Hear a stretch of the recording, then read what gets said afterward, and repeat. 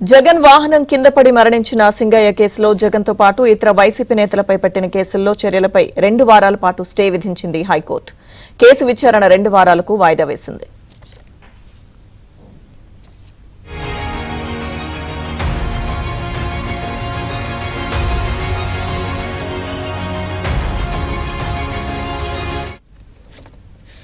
విచారణ సందర్భంగా advocate general Dammalapati Srinivas వాదనలు వినిపించారు. ఈ కేసులో వీడియోతో పాటు మరిన్ని సాక్ష్యాధారాలు తమ వద్ద ఉన్నాయని, వీడియో ఎవరు తీశారో వారిని విచారించాల్సి ఉందన్నారు.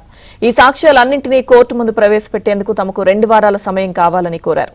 అవగాహన ఉండే ఈ కారు ప్రమాదం జరిగిందని, సింగయ్య కారు కింద పడినట్లు తెలిసిన తర్వాత కూడా కనీసం అతన్ని ఆసుపత్రిలో చేర్చకుండా తీవ్ర గాయాలతో ఉన్న సింగయ్యను రోడ్డు పక్కన పొదల్లో పడేసి వెళ్లిపోయారని ఏజీ దమ్మాలపాటి శ్రీనివాస్ చెప్పారు.